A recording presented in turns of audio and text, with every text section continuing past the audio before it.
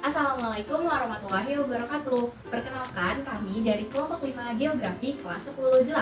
Sebelum lanjut ke videonya, izinkan kami untuk memperkenalkan diri terlebih dahulu. Perkenalkan, saya Nita Natani Humaida dengan nomor absen 28. Saya Sisa Mafia dengan nomor absen 36. Saya Akila Rina Finda dengan nomor absen 3.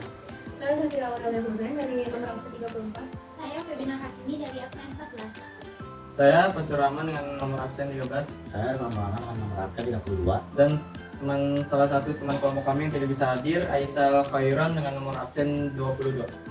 Pada video kali ini, kami akan menjelaskan kepada kalian tentang tenaga eksogen. Yuk kita lanjut ke materinya. Pertama, aku mau tanya deh ke kalian. Kalian tuh tahu nggak sih kenapa bentuk muka bumi itu bisa beragam? Contohnya kayak dataran tinggi dan dataran rendah itu kan punya ketinggian yang berbeda. Relief atau bentuk permukaan bumi yang beragam itu disebabkan oleh dua tenaga, yaitu tenaga endogen dan tenaga eksogen.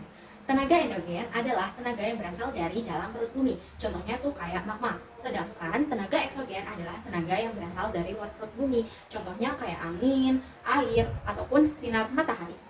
Jadi, tenaga eksogen ini tuh dapat merubah dan merombak permukaan bumi atau bentang alam bumi yang telah ada.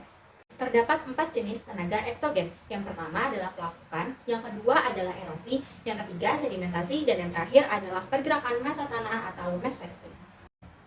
Oke, di sini saya akan menjelaskan tentang pelapukan. Pelapukan adalah proses perubahan massa batuan. Proses batuan yang mengalami proses perubahan ini akan menjadi tanah. Perubahan massa ini membutuhkan waktu yang lama. Terdapat 4 faktor yang dapat mempengaruhi pelapukan. Yang pertama, keadaan topografi, yaitu keadaan permukaan tanah. Contohnya batu yang berada pada lereng curam cenderung mudah lapuk dibanding di tempat yang landai. Yang kedua, cuaca dan iklim. Cuaca dan iklim yang dapat mempengaruhi proses pelapukan adalah suhu, hujan, matahari, dan angin. Yang ketiga adalah keadaan vegetasi. Pelapukan ini dilakukan oleh tumbuhan, akar, tanaman dapat menembus batuan jika makin membesar. Keadaan struktur batuan.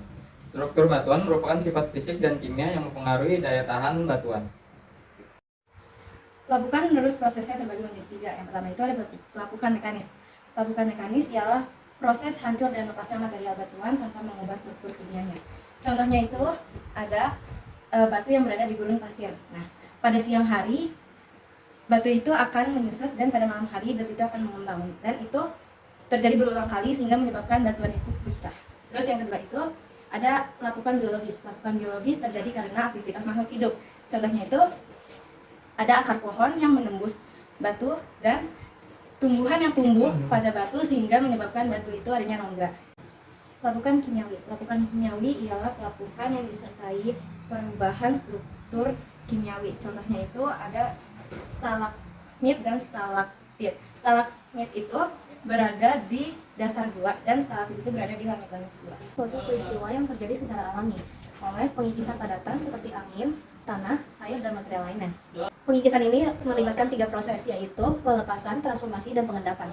Jenis-jenisnya terbagi menjadi 4. Yang pertama adalah ablasi. Ablasi merupakan proses pengikisan yang disebabkan oleh air yang mengalir. Air yang terus-menerus mengikis permukaan atau sisi-sisi sungai akan berdampak pada terbentuknya ngarai jurang maupun lembah. Yang kedua adalah pengikisan yang disebabkan oleh angin.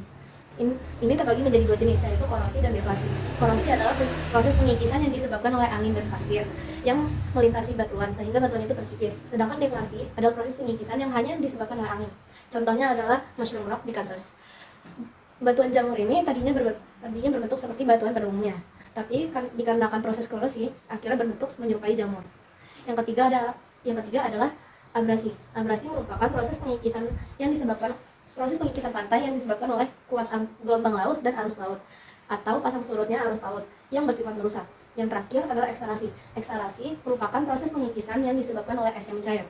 Dikarenakan es yang mencair ini, batuan yang ada akan masuk ke bawah dan mengendap. Penampakannya seperti sebuah pantai yang menjorok ke darat dan dikelilingi oleh tebing yang curam.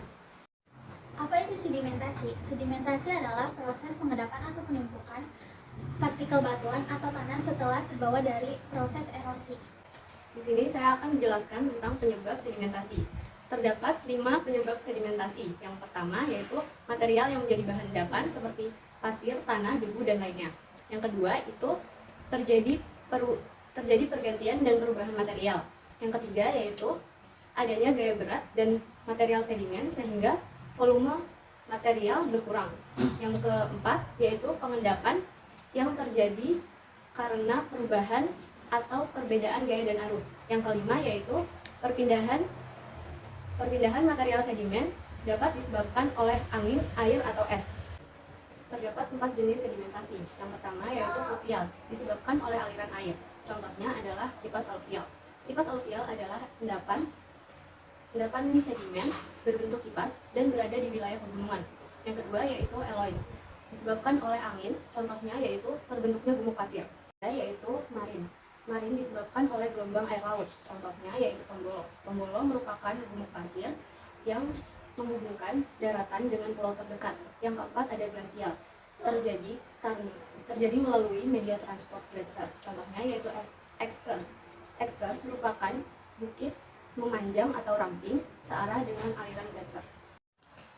Di sini aku bakal jelasin mengenai mass wasting. Apa itu mass wasting? Mass wasting itu adalah pergerakan massa batuan atau tanah yang terjadi karena adanya gravitasi.